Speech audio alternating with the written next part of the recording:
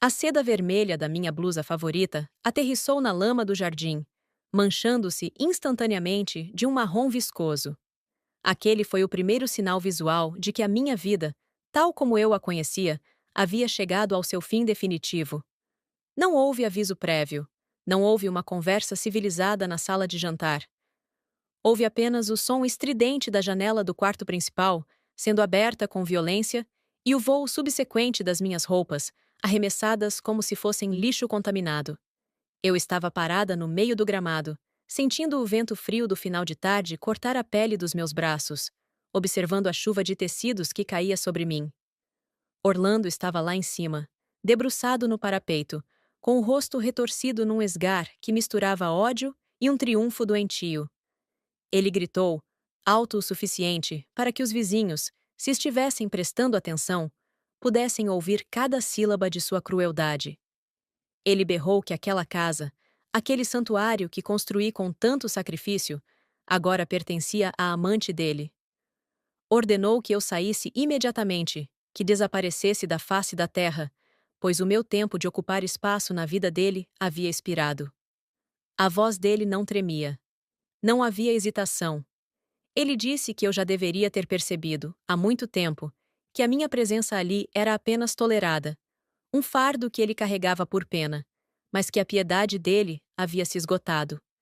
Segundo ele, eu era como uma mobília velha e sem uso que atravancava o corredor, impedindo a passagem da luz e da novidade. Logo atrás dele, no jardim, sentada numa das cadeiras de ferro branco que eu mesma havia restaurado no verão passado, estava Augusta, minha sogra. A mulher que, durante 12 anos, eu chamei de mãe, a quem servi chás, levei a consultas médicas e ouvi as lamentações sobre dores imaginárias. Ela não parecia sentir dor naquele momento. Pelo contrário, a postura dela era régia, as costas retas, as mãos repousando sobre a bengala de madeira escura, com um ar de satisfação suprema. Ela me observava com aqueles olhos pequenos e brilhantes, concordando com a cabeça a cada insulto que o filho proferia lá de cima.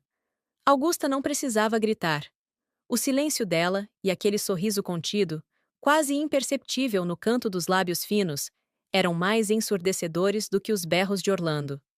Ela fez questão de me olhar de cima a baixo, transmitindo a mensagem clara de que, finalmente, a intrusa estava sendo expelida do organismo familiar que ela tanto protegia. Para Augusta, eu nunca fui família. Eu fui um erro de percurso, uma estadia temporária que durou tempo demais. E então surgiu a terceira peça daquele teatro macabro. Tainá apareceu na porta da frente. Eu a conhecia de vista, é claro. A amiga distante, a presença periférica em alguns eventos da cidade, alguém que eu jamais imaginei que estivesse dormindo na minha cama enquanto eu viajava a trabalho. Ela encostou o ombro no batente da porta de entrada, cruzando os braços. Ela não parecia envergonhada. Não havia nela o menor traço de remorso por estar destruindo um lar. Pelo contrário, Tainá exibia um sorriso predador, o sorriso de quem acabou de abater a caça e agora avalia o troféu. Ela disse, sem levantar muito a voz, mas garantindo que eu ouvisse, que eu poderia levar o resto das trapos que estavam no chão, pois ela não queria nada com o meu cheiro dentro da casa dela. A ênfase no dela foi cirúrgica. Tainá comentou, olhando para Augusta em busca de aprovação, que precisaria dedetizar o ambiente para tirar a energia pesada e antiquada que eu deixara impregnada nas paredes. Augusta riu, uma risada seca e curta, concordando que a casa precisava de vida nova, de juventude, e não da minha amargura estéril. Eu respirei fundo. O ar entrava rasgando meus pulmões, mas eu me recusei a chorar. Não ali, não na frente deles. Durante anos, eu engoli sapos. Aceitei críticas veladas sobre minha aparência, sobre meu trabalho, sobre minha suposta incapacidade de fazer Orlando feliz. Eles passaram anos minando minha autoestima, gota a gota, como uma torneira mal fechada que apodrece a madeira do armário. Orlando costumava dizer que eu era sem sal, que minha dedicação era sufocante, que eu não tinha o brilho necessário para acompanhar um homem do porte dele. E Augusta reforçava, sempre com aquele tom doce e venenoso, dizendo que eu deveria agradecer aos céus todos os dias por Orlando ainda estar comigo, pois pouquíssimos homens suportariam uma mulher tão limitada. Mas naquele momento, vendo minhas roupas na lama e os 3 algozes me encarando com desprezo, algo mudou dentro de mim. O medo deu lugar a uma clareza fria e cristalina. O amor que eu achava que sentia, ou a lealdade que eu mantinha por hábito, evaporou. O que restou foi uma calma assustadora. Orlando desceu as escadas e veio até a porta, parando ao lado de Tainá. Ele estendeu a mão, exigindo as chaves. Ele disse que não queria ter o trabalho de trocar as fechaduras imediatamente, então que eu entregasse o meu molho de chaves agora mesmo e sumisse antes que ele perdesse a paciência e chamasse a segurança do condomínio para me arrastar para fora. Ele falou que eu era uma vergonha, que olhar para mim causava nele uma repulsa física e que ele mal podia esperar para dormir naquela noite com uma mulher de verdade, referindo-se a Tainá, que alisava o braço dele possessivamente. Eu olhei para eles, para o trio que acreditava ter vencido a guerra. Eles achavam que estavam me humilhando, me reduzindo a pó. E estavam, de certa forma. A dor da rejeição pública, da traição dupla, marido e sogra, era dilacerante. Mas eles cometeram o erro clássico dos arrogantes. Subestimaram a inteligência de quem eles consideravam inferior. Levei a mão à bolsa de couro que ainda estava no meu ombro. Meus dedos tocaram o metal frio do chaveiro. Eu tinha o molho principal, aquele que abria a porta maciça de carvalho, o portão eletrônico da garagem e a porta lateral de serviço. Mas, no bolso interno da bolsa, solta, havia outra chave. Uma chave antiga, de latão, muito parecida com a da porta da frente, mas que pertencia a um depósito velho que tínhamos em uma propriedade rural vendida há 5 anos. Eu aguardava por puro esquecimento. Saquei o molho completo. Orlando sorriu, triunfante, achando que eu estava me rendendo totalmente. Tainá soltou uma risadinha debochada, comentando que eu era obediente, como um animalzinho treinado. Augusta apenas balançou a cabeça, murmurando que já ia tarde. Num movimento rápido, retirei a chave verdadeira do molho, escondendo-a na palma da mão, e deslizei a chave do depósito antigo para a argola principal. Foi um truque de ilusionismo que a adrenalina me permitiu executar com perfeição. Estendi a mão e entreguei o molho. Orlando o arrancou dos meus dedos com violência, quase arranhando minha pele. Ele nem olhou para as chaves. Estava ocupado demais se sentindo o rei do mundo, o homem que descartava a esposa velha para ficar com a modelo nova, sob a bênção da matriarca. Suma daqui, Clara. Ele cuspiu as palavras. E não ouse voltar para buscar o resto dessas velharias. O que ficar no jardim vai para o lixeiro amanhã de manhã. Sorri.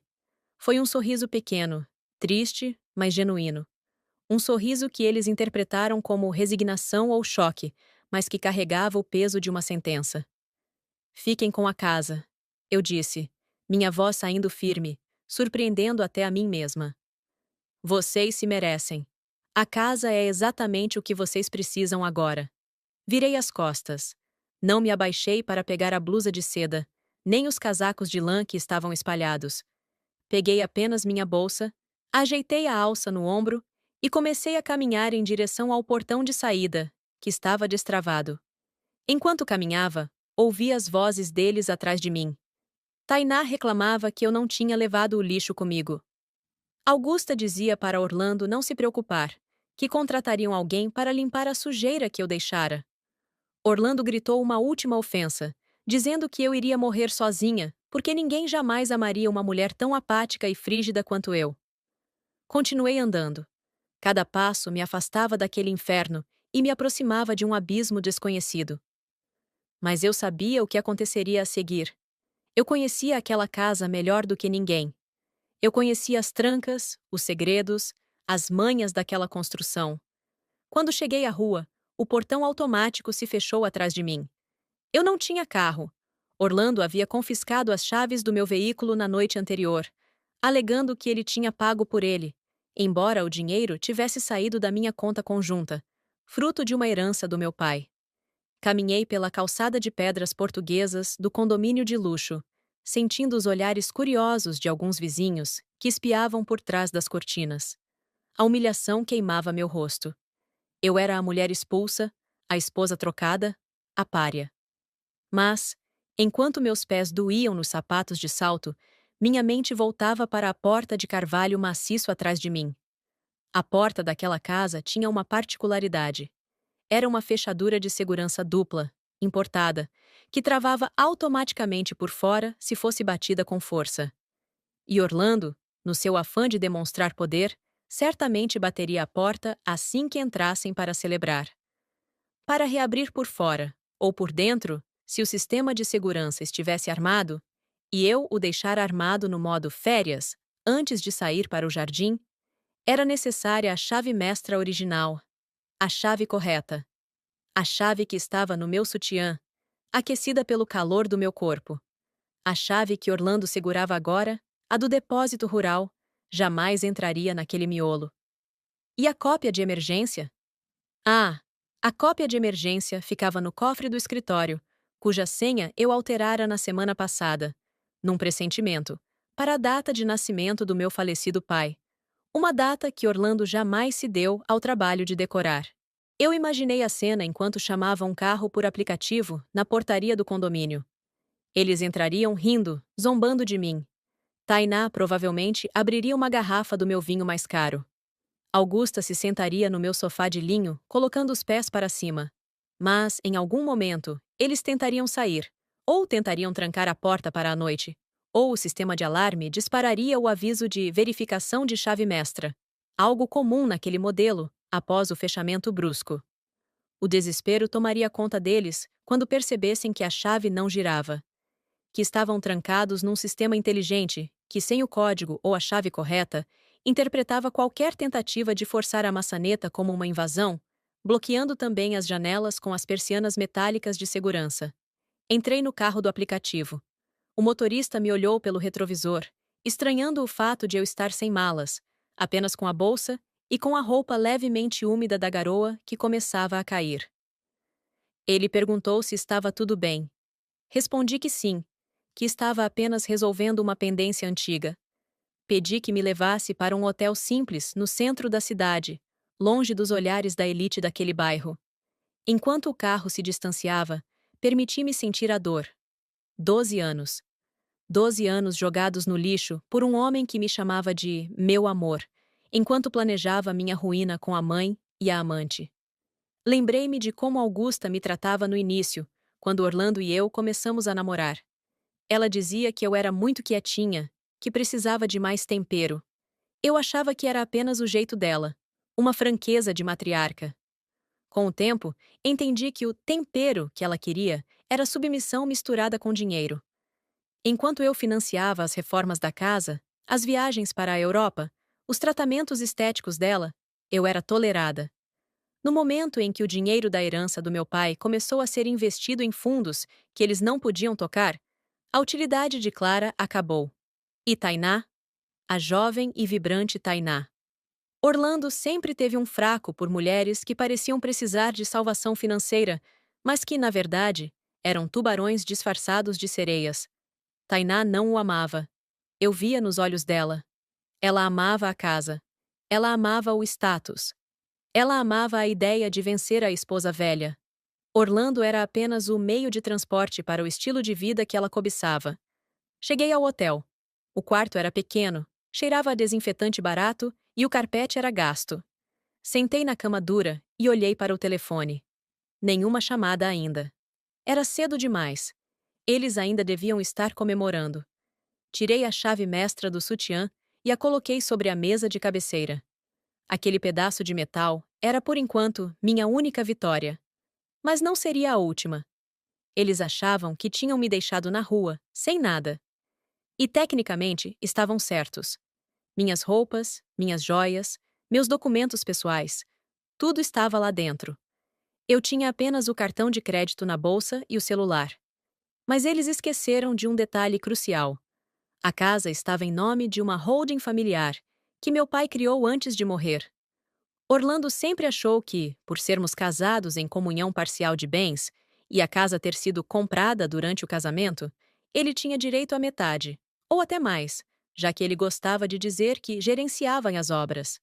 Ele nunca se preocupou em ler as letras miúdas dos contratos que eu pedia para ele assinar quando estava bêbado de sono ou de uísque.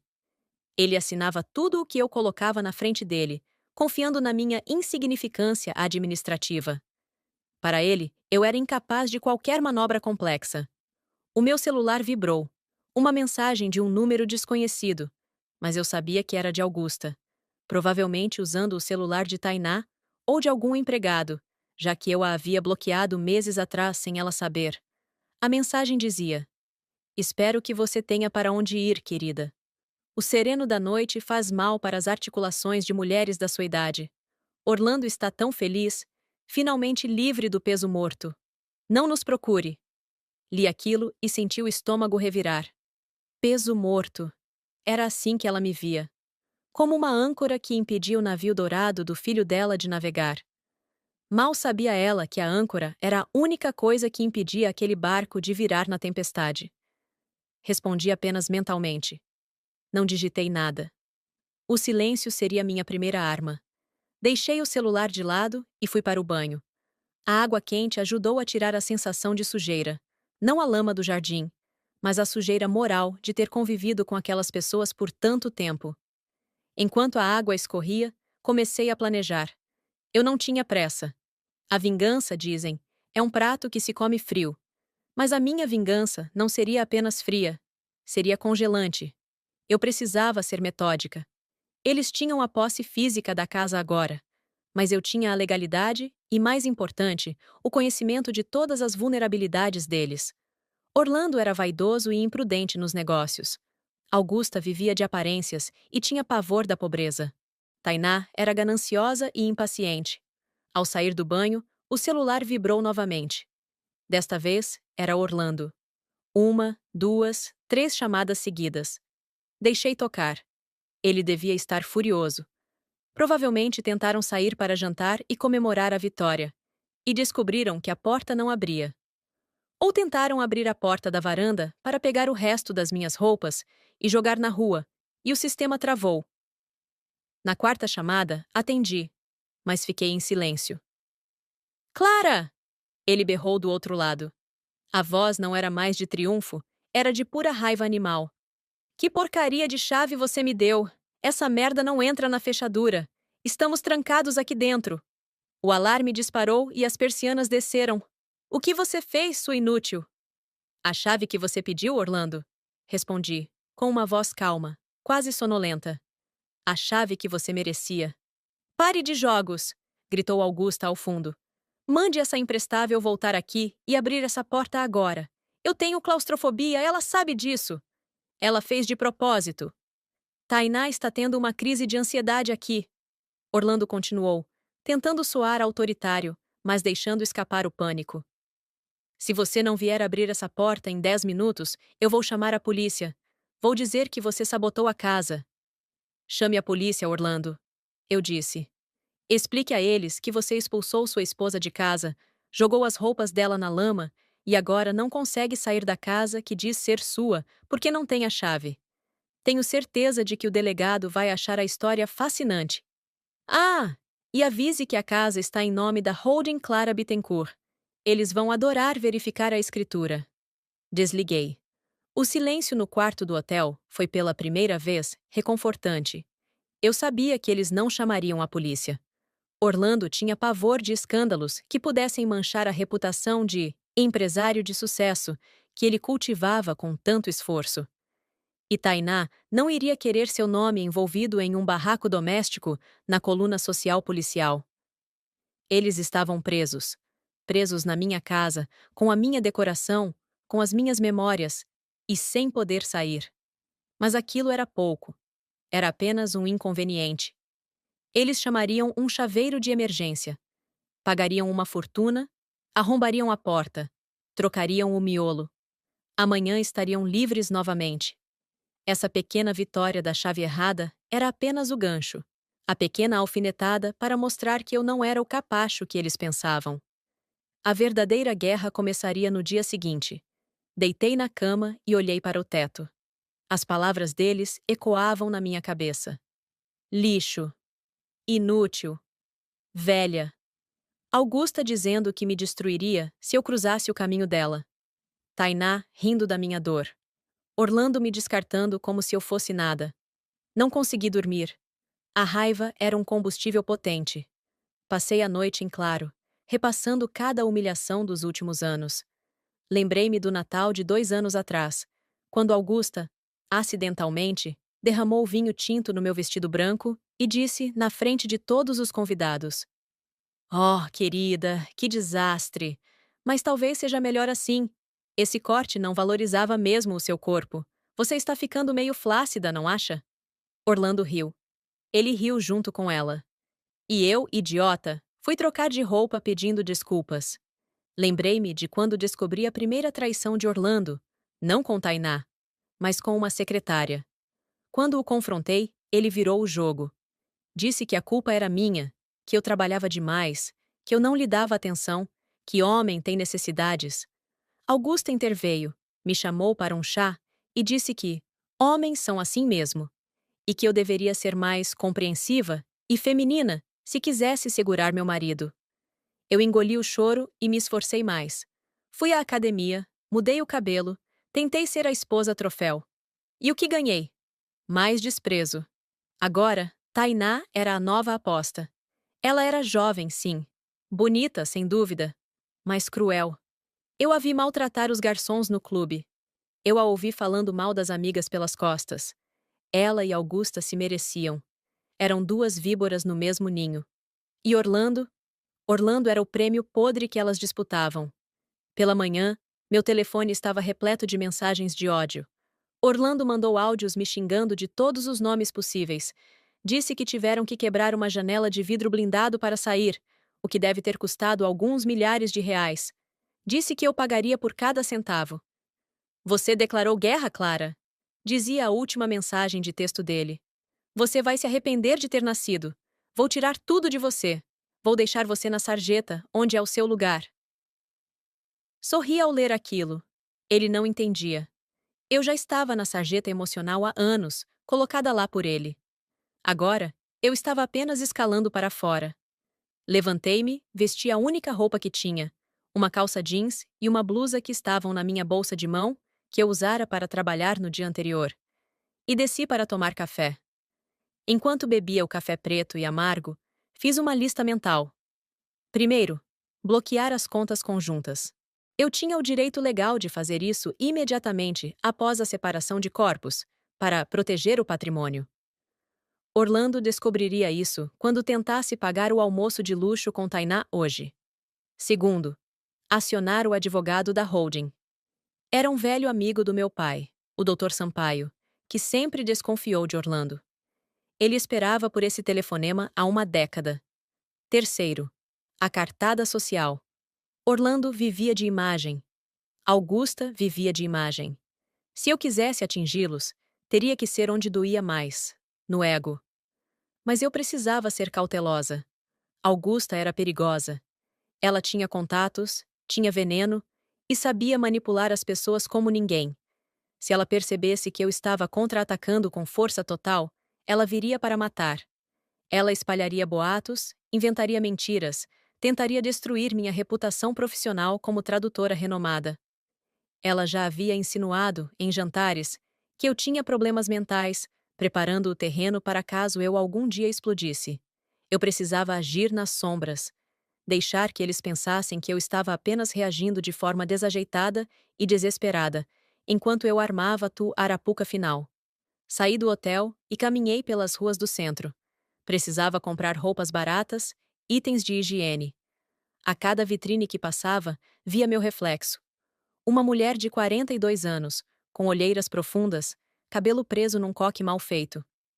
Mas, pela primeira vez em muito tempo, meus olhos não estavam mortos. Eles brilhavam com uma determinação feroz. Perto da hora do almoço, meu telefone tocou novamente. Era Augusta. "Clara?" A voz dela era mansa, perigosamente doce. O tom que ela usava antes de dar o bote. "Minha querida, que loucura foi aquela ontem? Orlando está nervoso, você sabe como ele é. Mas nós precisamos conversar. Civilizadamente." "Não temos nada para conversar, Augusta." respondi, mantendo o passo firme na calçada. Ora, não seja infantil. Você causou um prejuízo enorme na casa. Mas eu convenci Orlando a não prestar queixa. Veja como somos generosos com você. Ela fez uma pausa dramática. Queremos fazer um acordo. Você assina o divórcio amigável, abre mão da casa em troca de uma pequena pensão por um ano, para você se reerguer. E nós esquecemos que você existe. É uma oferta de mãe, Clara. Aceite. Uma oferta de mãe? Repeti, sentindo o gosto biliar na boca. Augusta, você nunca foi mãe. Você foi uma carcereira. Ouvi a respiração dela mudar do outro lado da linha. O tom doce desapareceu instantaneamente, substituído pelo sibilo da cobra. Escute aqui, sua ingrata de quinta categoria. Você acha que tem algum poder? Orlando tem os melhores advogados da cidade. Tainá tem influência. Nós vamos esmagar você como um inseto se você não colaborar. Você vai sair desse casamento sem nada, ouviu bem? Sem nada! Vou garantir que ninguém nesta cidade lhe dê emprego. Vou contar para todos que você é uma lunática, uma depressiva que tentou agredir o marido. Quem você acha que eles vão ouvir? A solteirona triste ou a respeitável senhora Augusta e seu filho bem-sucedido? Tente, Augusta, desafiei. Mas lembre-se, telhados de vidro quebram fácil. Desliguei antes que ela pudesse responder. Minhas mãos tremiam, não de medo, mas de adrenalina. A ameaça dela era real. Ela era capaz de tudo isso e muito mais. Eles iriam jogar sujo. Muito sujo. Eu precisava de um lugar seguro. Não podia ficar no hotel. Eles me encontrariam. Lembrei-me de um pequeno apartamento-estúdio que eu havia comprado em segredo, anos atrás, com os rendimentos de traduções de livros técnicos que Orlando nem sabia que eu fazia. Eu o chamava de meu bunker. Ficava num bairro simples, do outro lado da cidade. Nunca levei ninguém lá. Estava vazio, apenas com alguns móveis básicos e caixas de livros. Chamei um táxi e fui para lá. Ao entrar no apartamento, o cheiro de lugar fechado me acolheu. Era pequeno, escuro, mas era meu. Totalmente meu. Sentei no chão da sala vazia e chorei. Chorei por tudo o que perdi, pela ingenuidade que me manteve presa àquele homem e àquela família tóxica.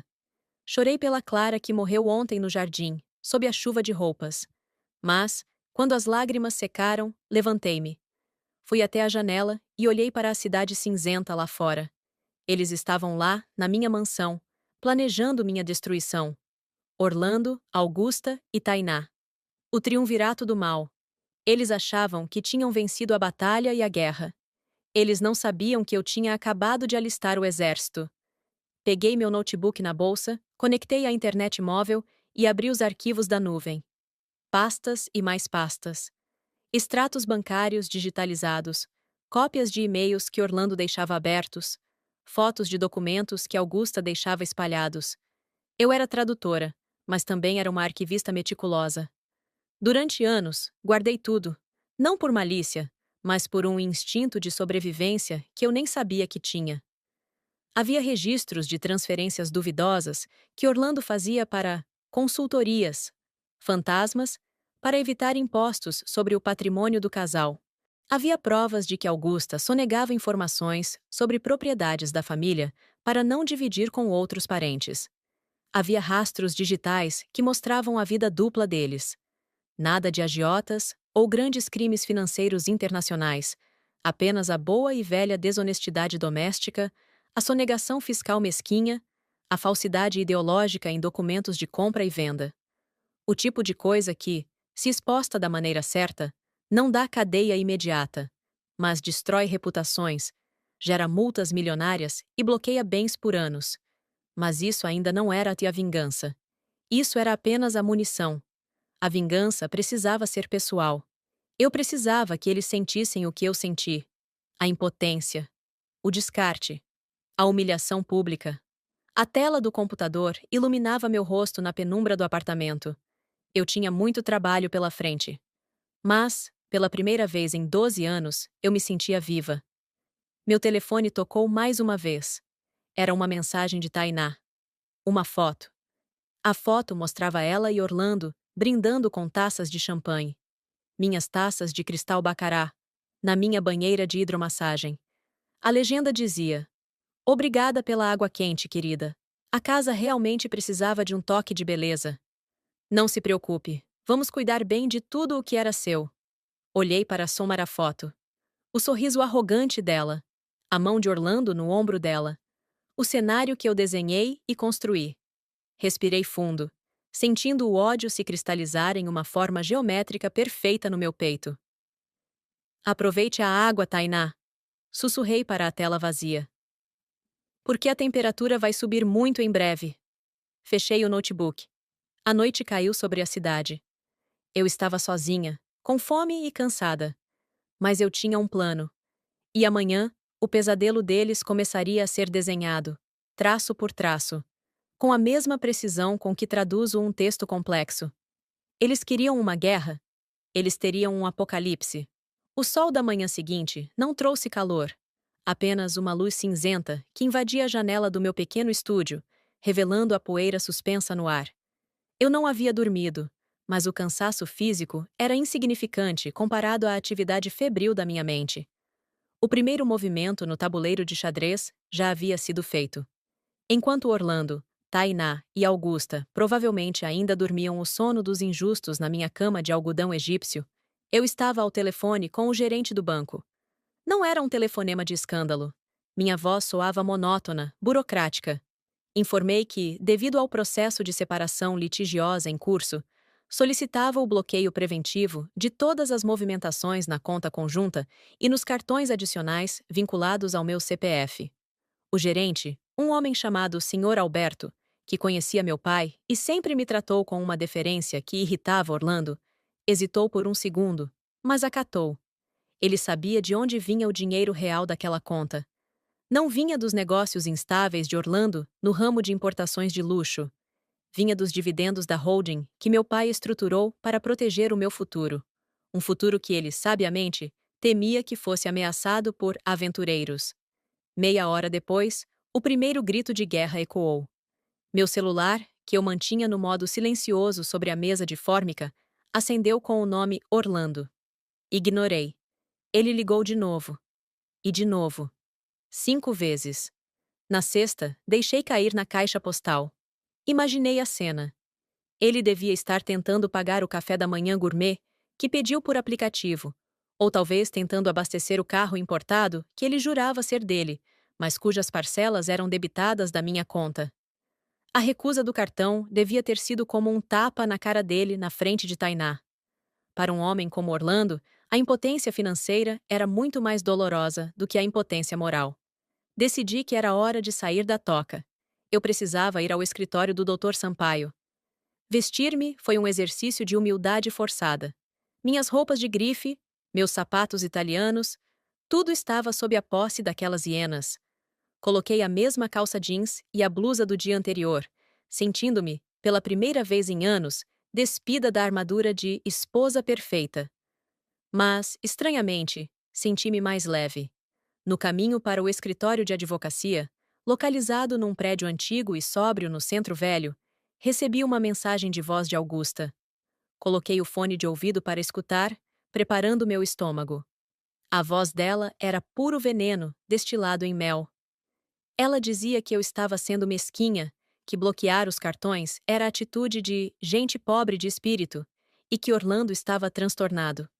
Ela afirmou, com aquela calma arrogante de quem nunca precisou trabalhar um dia na vida, que eu deveria desbloquear tudo imediatamente se quisesse evitar que eles tomassem medidas drásticas. Ela mencionou que Tainá tinha ficado muito chateada porque não conseguiu comprar um conjunto de toalhas novas para substituir as minhas, que ela considerava ásperas e velhas. Eu quase ri no meio da rua. Tainá estava chateada por causa de toalhas.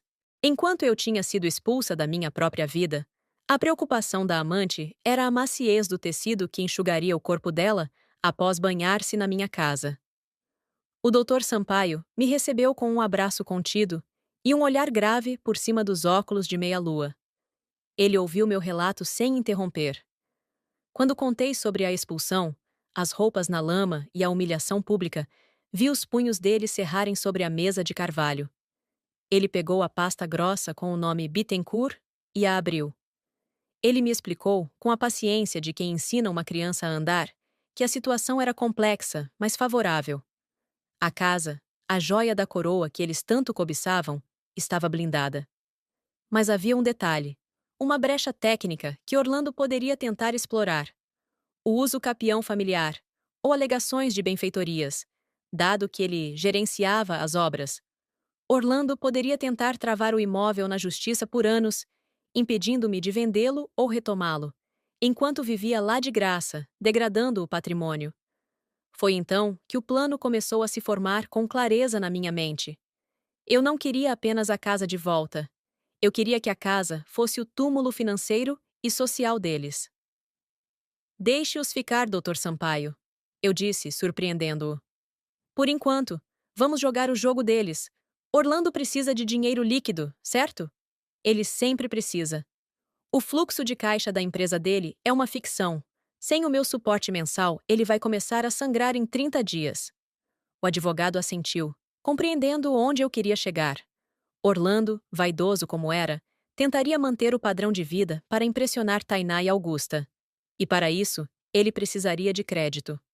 E para ter crédito, ele precisaria de garantias.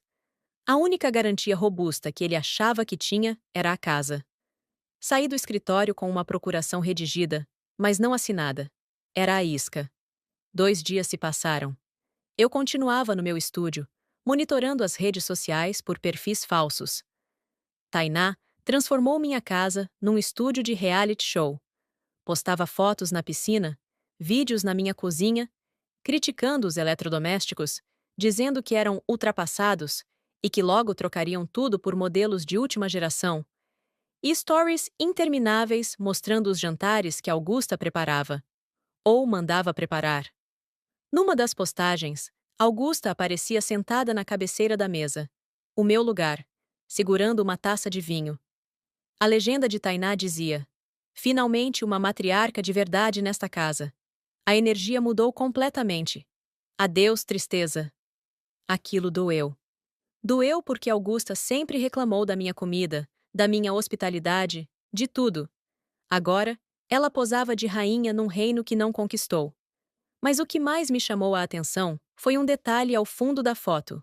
Uma notificação judicial sobre a mesa. O oficial de justiça já havia passado por lá. Eles haviam sido notificados do pedido de divórcio e da separação de bens. Naquela tarde, meu telefone tocou. Era o número do escritório de Orlando. Atendi. Clara? A voz dele estava tensa, controlada. Precisamos nos encontrar. Agora. Estou ocupada, Orlando. Respondi, folheando um livro que não estava lendo. Não me venha com essa! Ele explodiu, perdendo a compostura em segundos. Você travou meu dinheiro. Eu tenho fornecedores para pagar. Tenho a fatura do cartão corporativo. Você quer me falir? É isso? O dinheiro é meu, Orlando. Sempre foi. Você tem a sua empresa brilhante. Use o lucro dela. Você é uma víbora ingrata! Ele gritou. Ouvi a voz de Augusta ao fundo, instigando-o. Olha, não vamos resolver isso por telefone. Venha até a casa. Traga o advogado se quiser. Vamos resolver isso como adultos, embora você esteja agindo como uma criança mimada. Não vou pisar nessa casa enquanto vocês estiverem aí, decretei. Se quiser conversar, que seja num lugar público, no restaurante do clube. Hoje, às 19 horas. Ele bufou, mas aceitou. Ele não tinha escolha. Ele precisava da minha assinatura para liberar algum fundo, ou para tentar algum acordo. Cheguei ao clube 10 minutos antes. O ambiente era familiar, e ao mesmo tempo hostil. Aquele era o lugar onde passei anos tentando ser aceita pela sociedade local, sempre sob o olhar crítico de Augusta. Sentei-me numa mesa discreta, pedi uma água com gás e esperei. Eles chegaram atrasados, é claro. Uma entrada triunfal. Orlando vestia um terno impecável, mas parecia suar frio. Tainá estava deslumbrante num vestido vermelho justo, uma provocação clara, já que vermelho era a cor da minha blusa que eles jogaram na lama. Augusta caminhava apoiada no braço de Orlando, com o nariz empinado, como se o cheiro do lugar a ofendesse. Eles se sentaram sem me cumprimentar. Tainá puxou a cadeira com ruído, jogando a bolsa de marca sobre a mesa. quase derrubando meu copo. Olha só para ela, Tainá comentou, virando-se para Augusta, falando de mim como se eu fosse invisível. Com essa roupa, parece uma das faxineiras que contratei hoje para tirar o encardido dos banheiros. Realmente, Orlando, você fez uma obra de caridade ficando casado com isso por tanto tempo. Augusta soltou uma risada curta, seca. Não seja má, Tainá. Clara faz o que pode com o pouco que tem. A falta de berço é algo difícil de disfarçar, mesmo com dinheiro. Agora que ela está sem o nosso apoio, a natureza real aparece. Olhe as unhas, sem fazer. O cabelo, deplorável. Eu mantive as mãos sobre o colo, apertando uma contra outra para conter o tremor. Não de medo, mas de fúria. Vamos direto ao ponto, disse Orlando, ignorando os comentários das duas, focado no seu desespero financeiro. Ele colocou uma pasta sobre a mesa. Eu conversei com meu advogado. Você não pode simplesmente me deixar sem recursos. Metade do que está naquela conta foi gerado durante o casamento. Eu tenho direito. Você tem direito à metade do que construímos, Orlando. Corrigi calmamente. A conta que eu bloqueei é da herança. É incomunicável. Você sabe disso. Você assinou o pacto antinupcial, lembra? Ou estava bêbado demais naquele dia também? O rosto dele ficou vermelho. Ele bateu a mão na mesa, atraindo olhares de outras mesas. Escute aqui, sua inútil. Ele sibilou, inclinando-se na minha direção. Eu não vou ficar implorando migalhas para você. Eu tenho dignidade. Eu quero a casa. A casa vale 10 milhões. Eu fico com a casa, você fica com o seu dinheiro maldito da herança e some. Assine a transferência do imóvel para o meu nome, e eu te dou o divórcio amigável. Caso contrário, vou transformar sua vida num inferno judicial pelos próximos 20 anos. Olhei para Augusta. Ela me encarava com um sorriso perverso, os olhos brilhando de cobiça. Aceite, querida, disse a sogra. É a melhor saída para você. Uma mulher sozinha na sua idade, numa casa daquelas? Para quê? Você vai apodrecer lá dentro.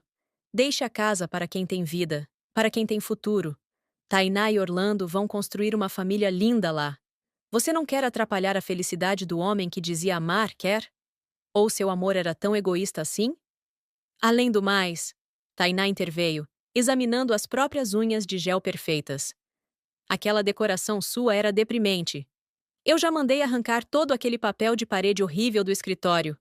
Vamos fazer um quarto de bebê lá. Quem sabe, não é? Orlando é muito viril. Coisa que você provavelmente esqueceu. A menção ao quarto de bebê foi um golpe baixo calculado. Eles sabiam que eu não podia ter filhos.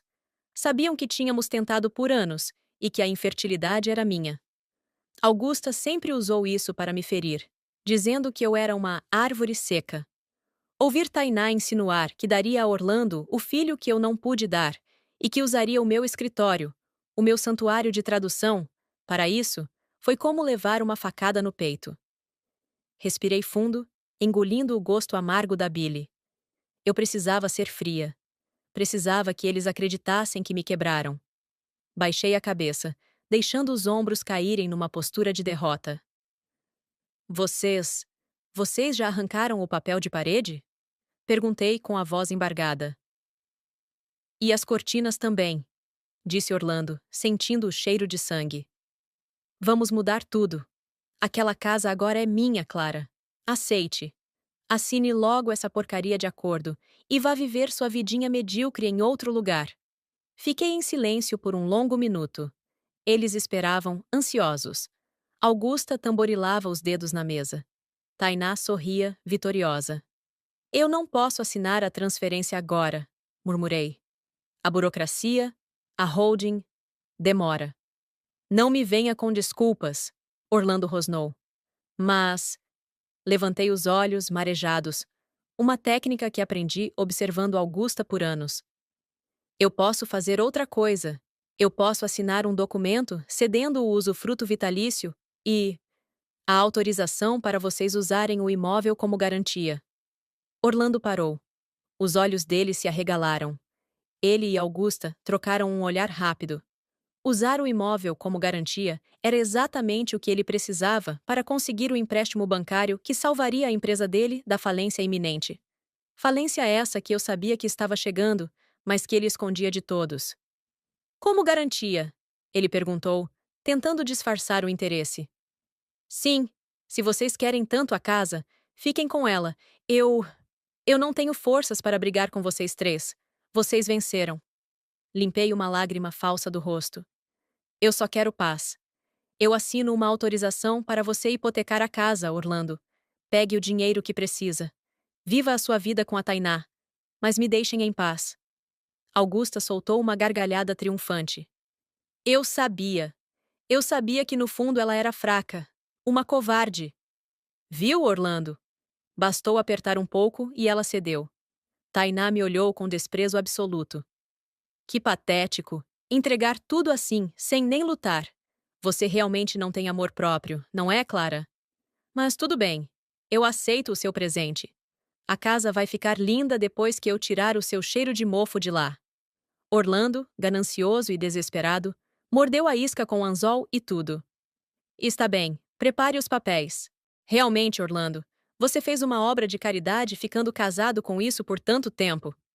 Augusta soltou uma risada curta, seca. Não seja má, Tainá. Clara faz o que pode com o pouco que tem. A falta de berço é algo difícil de disfarçar, mesmo com dinheiro. Agora que ela está sem o nosso apoio, a natureza real aparece. Olhe as unhas, sem fazer. O cabelo, deplorável. Eu mantive as mãos sobre o colo, apertando uma contra outra para conter o tremor. Não de medo, mas de fúria. Vamos direto ao ponto, disse Orlando, ignorando os comentários das duas, focado no seu desespero financeiro. Ele colocou uma pasta sobre a mesa. Eu conversei com meu advogado. Você não pode simplesmente me deixar sem recursos. Metade do que está naquela conta foi gerado durante o casamento. Eu tenho direito. Você tem direito a metade do que construímos, Orlando. Corrigi calmamente. A conta que eu bloqueei é da herança. É incomunicável. Você sabe disso. Você assinou o pacto antinupcial, lembra? Ou estava bêbado demais naquele dia também? O rosto dele ficou vermelho. Ele bateu a mão na mesa, atraindo olhares de outras mesas. Escute aqui, sua inútil. Ele sibilou, inclinando-se na minha direção. Eu não vou ficar implorando migalhas para você. Eu tenho dignidade. Eu quero a casa. A casa vale 10 milhões. Eu fico com a casa, você fica com o seu dinheiro maldito da herança e some. Assine a transferência do imóvel para o meu nome, e eu te dou o divórcio amigável. Caso contrário, vou transformar sua vida num inferno judicial pelos próximos 20 anos. Olhei para Augusta. Ela me encarava com um sorriso perverso, os olhos brilhando de cobiça. Aceite, querida, disse a sogra. É a melhor saída para você. Uma mulher sozinha na sua idade, numa casa daquelas? Para quê?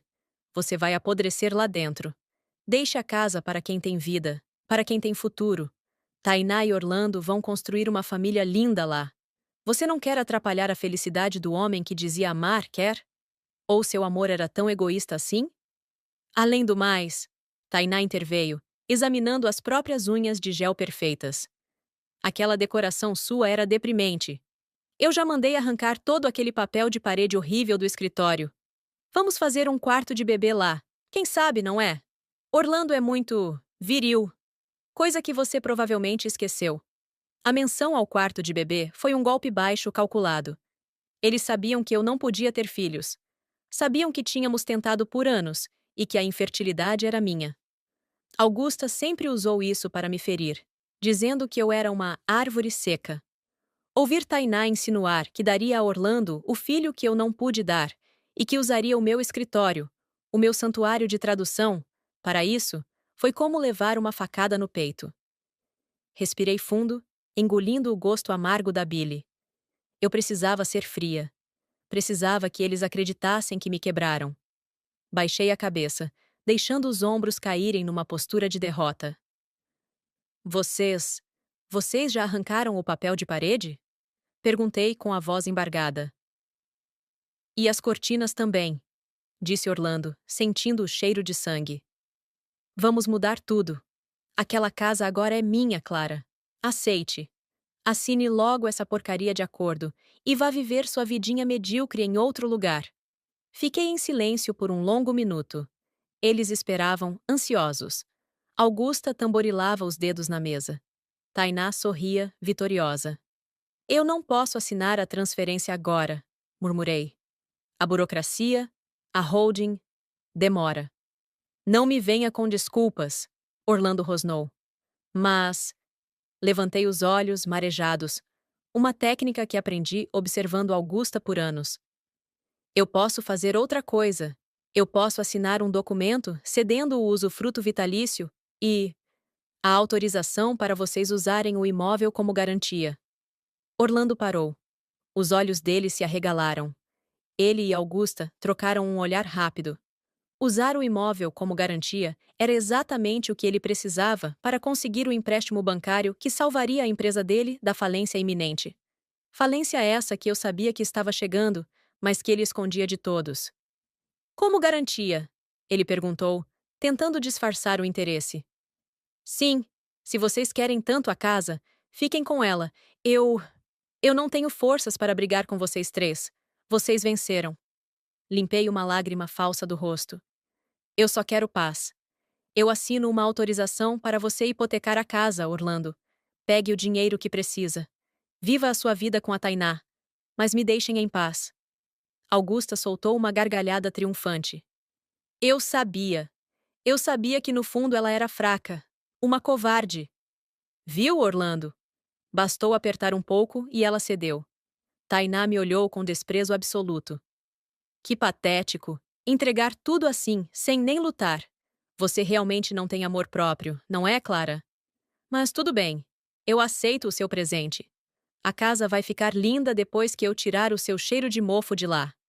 Orlando, ganancioso e desesperado, mordeu a isca com anzol e tudo. Está bem, prepare os papéis. De 22 graus confortáveis para 35 graus em todos os quartos e 16 graus na sala de jantar. Um choque térmico sutil para começar a noite. Segundo comando, sistema de som.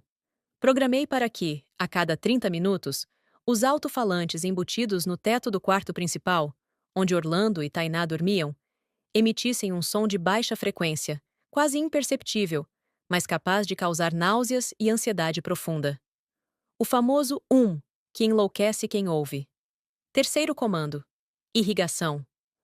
Programei os aspersores do jardim para ligarem na potência máxima às 3 da manhã, mas direcionados não para a grama, e sim para as janelas dos quartos e para a varanda onde Augusta gostava de tomar o café da manhã, garantindo que tudo estivesse encharcado e inutilizável ao amanhecer.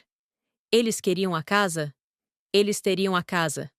Mas a casa agora tinha vida própria, e ela odiava os novos ocupantes tanto quanto eu. Nos dias seguintes, as notícias começaram a chegar até mim. A cidade pequena falava. Comentavam que Tainá estava histérica, dizendo que a casa era mal assombrada. Diziam que Augusta estava com uma gripe terrível por causa das oscilações de temperatura inexplicáveis. Diziam que Orlando estava furioso com a empresa de manutenção, que não encontrava defeito nenhum no sistema. Enquanto isso, Orlando torrava o dinheiro do empréstimo. Vi fotos no Instagram deles em restaurantes caríssimos. Tainá com bolsas novas de 20 mil reais. Augusta com um casaco de pele novo. Eles estavam queimando o pavio da bomba que eu havia plantado. Mas o golpe final de crueldade veio uma semana depois. Era o dia do meu aniversário. Obviamente, eu não esperava parabéns. Mas recebi um presente. Um motoboy entregou uma caixa no meu antigo endereço comercial, que redirecionou para o porteiro do prédio, onde eu tinha o estúdio. Dentro da caixa, havia cinzas. E um bilhete escrito com a letra garranchosa de Tainá.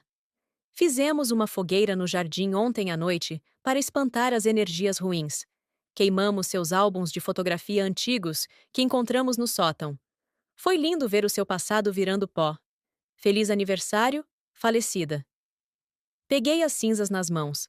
Eram restos de fotos dos meus pais, fotos da minha infância, as únicas lembranças físicas que eu tinha deles. Orlando sabia. Ele sabia o quanto aquilo era sagrado para mim. E ele deixou Tainá queimar. Senti uma lágrima escorrer, mas ela secou antes de chegar ao queixo. A dor se transformou em algo sólido, frio e cortante como diamante. Eles queimaram minhas memórias. Eles tentaram apagar minha história.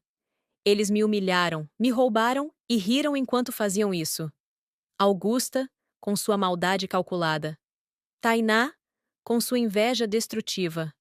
Orlando, com sua traição covarde. Eu olhei para o calendário na parede. Faltavam 80 dias para o prazo da cláusula 14b expirar. 80 dias para o dinheiro do empréstimo acabar. 80 dias para a armadilha se fechar. Mas eu não esperaria 80 dias para começar a vingança real. Eles achavam que estavam lidando com uma mulher triste e divorciada. Eles não sabiam que haviam despertado algo muito pior. Peguei meu telefone e disquei um número que eu não usava há muito tempo. O número de um antigo colega de faculdade. Hoje, um auditor fiscal implacável que odiava sonegadores arrogantes como Orlando. Alô? A voz grave atendeu. Olá, Marcos. É a Clara. Lembra daquela consultoria que meu ex-marido contratou ano passado? Acho que você vai adorar ver as notas fiscais originais. E tenho também uns áudios interessantes da minha ex-sogra negociando propina para furar a fila de uma cirurgia estética. Do outro lado, ouvi um riso interessado. Clara Bittencourt. Você sempre foi a mais inteligente da turma. Mande tudo. Desliguei. O jogo de gato e rato tinha acabado. Agora eu era o caçador. E eles, gordos e lentos de tanta arrogância, eram as presas perfeitas. A vingança não seria apenas tirar a casa. Seria tirar a liberdade, a paz e a sanidade. Eles queriam que eu desaparecesse? Eu desapareceria. Mas eu seria o fantasma que puxaria o pé deles a cada passo, até que não restasse nada além de desespero. Preparem-se, Orlando, Augusta e Tainá. O inferno está chegando, e fui eu quem acendeu o fósforo. 89 dias. Esse foi o tempo exato que levou para o Império de Areia de Orlando ruir. Durante quase 3 meses, assisti de camarote, através das telas do meu computador no bunker, a lenta e dolorosa degradação daquelas 3 almas podres. A minha casa, antes um santuário de paz, havia se transformado num campo de batalha. O sistema de automação, sob meu comando silencioso, tornara a vida deles insuportável. Vi, pelas câmeras de segurança que eu ainda controlava, Tainá andar pela casa enrolada em cobertores no meio do verão, tremendo de frio porque o ar-condicionado do quarto principal estava travado em 16 graus, enquanto Augusta suava em bicas na sala de estar, onde o termostato marcava 35 graus constantes. Eles brigavam o tempo todo. A lua de mel dos usurpadores acabou na primeira semana de desconforto. Orlando gritava com Tainá por causa dos gastos excessivos no cartão de crédito. Gastos que ele mesmo incentivara no início para manter as aparências. Tainá gritava com Augusta, chamando-a de velha intrometida, que só sabia reclamar e sujar a casa. Augusta, por sua vez, destilava veneno contra os dois, dizendo que se soubesse que viveriam naquele manicômio eletrônico, teria ficado no seu antigo apartamento alugado, que, para minha satisfação, ela já havia entregado ao proprietário, confiante de que moraria de graça na minha mansão para sempre. Mas o verdadeiro golpe, aquele que cortaria a carne e chegaria ao osso, estava programado para amanhã do 90º dia. Era uma terça-feira chuvosa. Acordei cedo, vesti um conjunto de alfaiataria preto, impecável, que comprei com o dinheiro das minhas traduções. Arrumei o cabelo, passei um batom vermelho sangue, a cor da guerra, e calcei sapatos de salto alto que faziam um som autoritário contra o chão. Eu não era mais a esposa encolhida. Eu era a proprietária, a credora e a executora. O Dr. Sampaio me encontrou na porta do meu prédio. Ele trazia uma pasta de couro e um sorriso discreto. O banco executou a dívida hoje às 8 horas da manhã, ele informou, enquanto entrávamos no carro blindado que aluguei para a ocasião. Como previsto na cláusula 14b, a garantia real sobre o imóvel da holding caducou ontem à meia-noite por falta de validação da auditoria. A dívida, no entanto, permanece válida e integralmente exigível. O banco bloqueou todas as contas de Orlando, penhorou os carros e, como a senhora Augusta foi fiadora solidária dando como garantia as joias e aplicações financeiras, eles limparam tudo o que ela tinha. E a casa? Perguntei, sabendo a resposta, mas querendo ouvir a confirmação. Z. A casa está segura. A holding, representada por você, entrou com um pedido de reintegração de posse imediata por quebra de contrato de comodato e risco de depredação do patrimônio. O oficial de justiça já está a caminho, com reforço policial, dado o histórico agressivo do réu. Sorri. Era hora de voltar para casa. Quando o carro estacionou em frente ao portão de ferro, a cena era patética. O jardim, que eu cuidava com tanto amor, estava irreconhecível. A grama estava alta e queimada em partes, fruto da minha sabotagem na irrigação. Havia sacos de lixo acumulados na entrada, pois eles haviam demitido os funcionários por falta de pagamento nas últimas semanas. O oficial de justiça, um homem corpulento e sério, tocou a campainha. Ninguém atendeu. Ele tocou novamente, insistente. A porta se abriu, revelando um Orlando destruído. Ele vestia uma calça de moletom suja e uma camiseta amarrotada. A barba estava por fazer, os olhos vermelhos e inchados. Ao me ver parada atrás do oficial, ele recuou como se tivesse visto um fantasma. "O que é isso?" Ele gaguejou, a voz rouca. "O que você está fazendo aqui, Clara? Veio rir da gente? O sistema da casa pifou. Estamos sem água quente há 3 dias." "Vim tomar posse do que é meu, Orlando," respondi, minha voz cortando o ar úmido como uma lâmina. "E vim assistir ao despejo dos invasores." "Despejo?" Ele riu, uma risada histérica. "Você está louca. A casa é minha garantia. O banco. O banco acabou de tomar tudo o que você tinha, Orlando. Menos a casa." Interrompi, dando um passo à frente. "A garantia expirou ontem. Você não leu o contrato?" "Ah, esqueci. Você nunca lê nada. Você assinou sua própria sentença de morte financeira. O banco está executando seus bens pessoais. Você está falido. E como não é dono da casa, e a holding revogou sua permissão de estadia, você está na rua." Nesse momento, Augusta apareceu no corredor, arrastando a bengala. Ela parecia ter envelhecido 10 anos em 3 meses. O cabelo, sempre tingido e escovado, mostrava raízes brancas enormes. Ela usava um roupão manchado. "O que está acontecendo?" Ela guinchou. "Quem são esses homens? Orlando, mande-os embora." "Eles não vão embora, mamãe." Orlando murmurou, olhando para o chão. "Eles vieram nos tirar daqui." Tainá surgiu logo atrás, com os olhos arregalados de pânico. "Tirar daqui? Como assim? Para onde a gente vai? Eu não tenho para onde ir." "Orlando, você prometeu? Você disse que era rico." O oficial de justiça pigarreou, estendendo o mandado. "Senhor Orlando Bittencourt, a senhora Augusta e a senhorita Tainá. Vocês têm 30 minutos para recolher seus pertences pessoais e desocupar o imóvel. Caso contrário, a força policial fará a remoção compulsória." 30 minutos? Augusta berrou, avançando na direção do oficial, mas parou ao ver os 2 policiais armados logo atrás. Ela se virou para mim, o rosto contorcido de ódio. "Isso é obra sua, não é? Sua cobra peçonhenta. Você planejou tudo." "Cada detalhe, Augusta," confirmei, mantendo a calma absoluta. "Desde o momento em que vocês jogaram minhas roupas na lama. Lembram-se? Vocês disseram que eu era um peso morto. Que eu era lixo. Pois bem, agora vocês vão descobrir como é ser tratado como lixo." Entrei na sala. O cheiro era de mofo e comida estragada. Minhas cortinas de linho estavam rasgadas. Havia manchas de vinho no tapete persa. A dor de ver meu lar vandalizado foi aguda, mas a satisfação de ver o desespero deles era maior. Eles correram. Foi um espetáculo degradante. Tainá tentava enfiar roupas de grife em sacos de lixo preto, chorando e xingando Orlando de fracassado e mentiroso.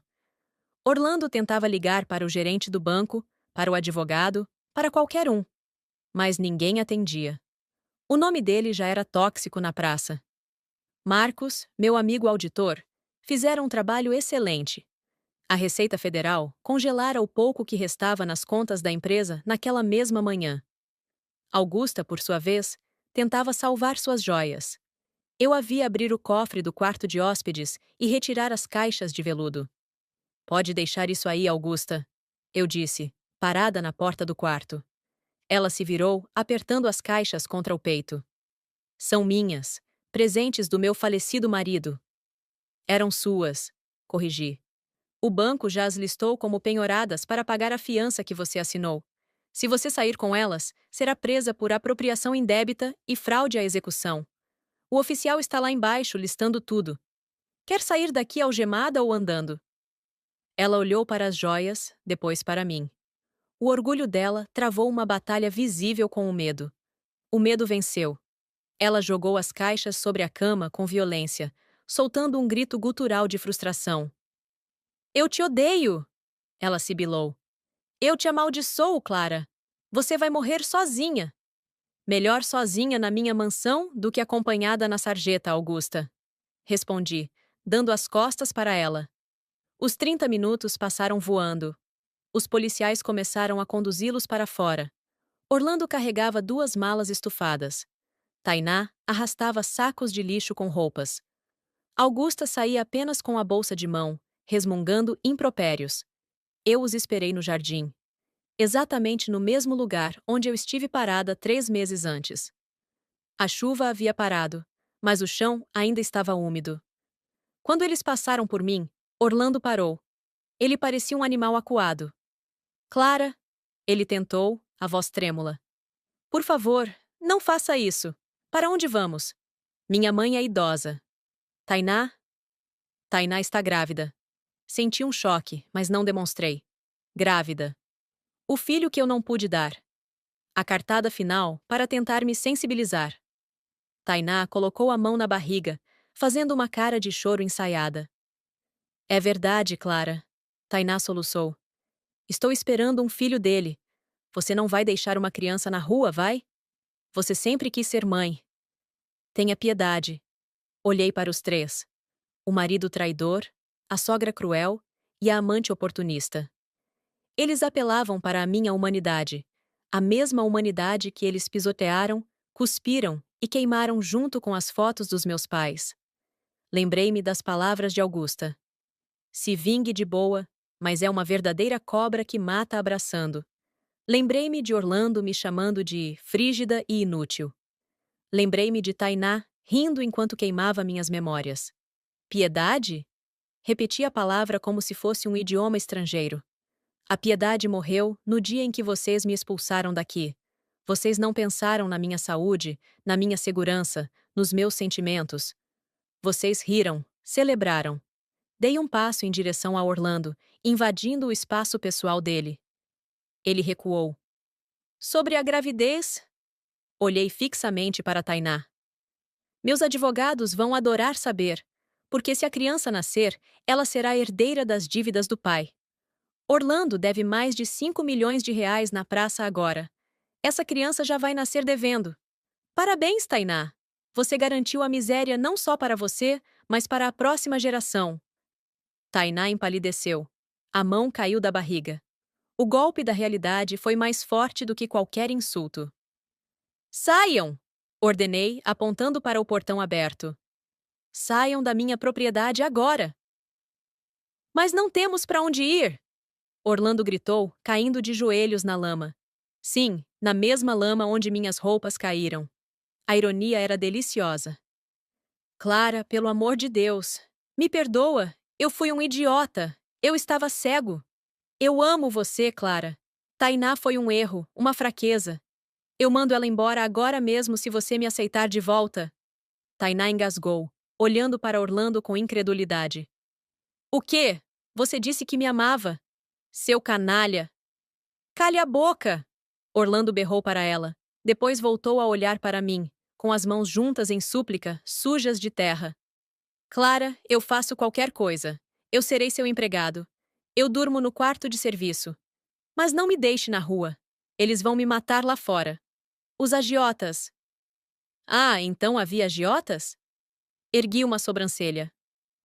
Você mentiu sobre isso também. Que surpresa! Clara, minha filha. Augusta tentou se aproximar, usando aquele tom meloso repugnante. Eu sempre soube que você era a mulher certa para ele. Eu só. Eu estava confusa. A idade, os remédios. Me perdoe. Eu posso cuidar da casa para você. Posso ser sua companhia. Não faça isso com uma senhora doente. Olhei para Augusta. A mulher que me humilhou por 12 anos agora se oferecia para ser minha criada. Augusta, disse com voz suave. Lembra quando você disse que eu ocupava um espaço que não merecia? Pois bem, agora eu ocupo todo o espaço. E não sobrou nenhum centímetro para vocês. Fui até minha bolsa e tirei algo de dentro. O molho de chaves. Aquele que Orlando havia arrancado da minha mão meses atrás, e que o oficial de justiça havia recuperado e me devolvido minutos antes. Retirei uma chave do molho. A chave de latão do depósito rural antigo. A chave errada. Joguei a chave na lama, bem na frente dos joelhos de Orlando. Aqui está, disse. A única coisa que vocês vão levar desta casa. Orlando olhou para a chave na lama, depois para mim. O entendimento brilhou nos olhos dele. A humilhação estava completa. Ele não era nada. Rua! Gritei. E dessa vez, minha voz trovejou, assustando até os policiais. Antes que eu mande prendê-los por invasão. Eles se levantaram, cambaleantes. Orlando, Augusta e Tainá caminharam em direção ao portão, arrastando suas tralhas, sob a chuva fina que voltava a cair. O portão automático se fechou atrás deles, com um baque metálico definitivo. Fiquei parada no jardim, observando através das grades. Eles estavam na calçada, encharcados, humilhados, destruídos. Orlando sentou no meio-fio, escondendo o rosto nas mãos. Tainá gritava ao celular, provavelmente tentando ligar para os pais que moravam no interior, e que ela desprezava, implorando por socorro. Augusta estava parada, imóvel, olhando para a côtera fachada da casa, como se fosse o paraíso perdido. Virei as costas e entrei. A casa estava silenciosa. Suja, sim. Machucada, sim. Mas era minha novamente. E agora estava purificada. Nos dias que se seguiram, a notícia da queda da família Bittencourt se espalhou pela cidade como fogo em palha seca. Soube que Orlando tentou pedir abrigo a alguns amigos do clube, mas todos lhe viraram as costas quando souberam da falência e das fraudes fiscais. Ninguém quer se associar a um perdedor tóxico. Tainá, descobri depois, voltou para a casa dos pais numa cidadezinha minúscula, humilhada, sem o filho rico e sem o marido troféu. A gravidez? Curiosamente, interrompeu-se espontaneamente assim que o dinheiro acabou. Ou talvez nunca tivesse existido. E Augusta? Ah, Augusta teve o destino mais poético de todos. Sem dinheiro, sem joias e sem o filho para sustentá-la, ela foi despejada de uma pensão barata por falta de pagamento. A última vez que ouvi falar dela, estava vivendo num abrigo público municipal, tendo que dividir quarto com outras 6 mulheres, comendo a comida insossa do governo e vestindo roupas doadas. Disseram que ela passa os dias sentada num banco da praça, contando para quem quiser ouvir sobre como ela era rica e como uma nora bruxa roubou tudo dela. As pessoas passam, olham para a velha senhora demente e seguem seus caminhos. Ninguém acredita, ninguém se importa. E Orlando? Orlando virou um espectro. Viu uma vez, meses depois, enquanto eu estava parada no sinal vermelho com meu carro novo. Ele estava na calçada, segurando cartazes de uma loja de "Compra-se ouro", magro, queimado de sol, com o olhar vazio. Ele me viu. Nossos olhos se cruzaram. Eu não senti pena. Não senti raiva. Senti apenas a indiferença absoluta que dedicamos a um estranho irrelevante. Ele tentou dar um passo em direção ao carro, talvez para pedir, talvez para xingar. Mas o sinal abriu e eu acelerei, deixando-o para trás na fumaça do escapamento. A minha vingança não foi apenas tirar a casa. Foi tirar a dignidade. Foi mostrar a eles que a verdadeira força não está em gritar, humilhar ou trair. A verdadeira força está em saber esperar, planejar e executar. Hoje, minha casa está reformada. Mudei tudo. As paredes são claras, as janelas estão sempre abertas. O cheiro de mofo se foi, substituído pelo aroma de lavanda e liberdade. Adotei 2 cachorros que correm pelo jardim, onde antes Augusta reinava com sua maldade. Eu venci. Não porque sou cruel como eles, mas porque sou resiliente. Eles tentaram me enterrar, mas esqueceram que eu era semente. E agora, a árvore cresceu, forte e inabalável, e a sombra dela cobriu os túmulos das ambições deles. Essa casa agora é minha. A minha vida é minha. E a porta? A porta está trancada para o passado, com a chave certa, guardada seguramente no meu bolso. Se você gostou de ver a justiça sendo feita e a arrogância sendo derrubada, não se esqueça de se inscrever no canal, deixar o seu like e compartilhar essa história. O mundo dá voltas, e às vezes, a gente só precisa dar um empurrãozinho para a roda girar a nosso favor. Até a próxima!